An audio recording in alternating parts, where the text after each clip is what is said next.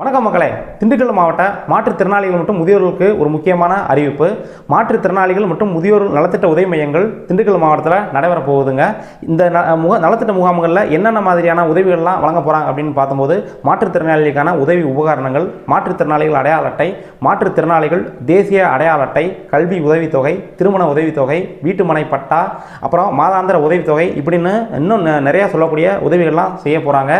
எந்தெந்த தேதிகளில் எந்தெந்த ஊராட்சி ஒன்றியங்கள் எந்தெந்த இடங்கள்லாம் இந்த உதவி மையங்கள் நடைபெற போகுது அப்படின்ற குறிப்புகளை இந்த வீடியோலாம் நான் கொடுத்துருக்கேன். இந்த முகாம்களுக்கு போகிறவங்க ஆதார் அட்டை நகல், குடும்ப அட்டை நகல், அப்புறம் குறிப்பாக இப்போ ரீசெண்டாக எடுத்த ஃபோட்டோஸ் இதெல்லாம் எடுத்துகிட்டு போய் அங்கே கொடுத்து பயன்பெறுமாறு இந்த மாவட்ட ஆட்சியர் கேட்டுக்கிட்டு இருக்காருங்க.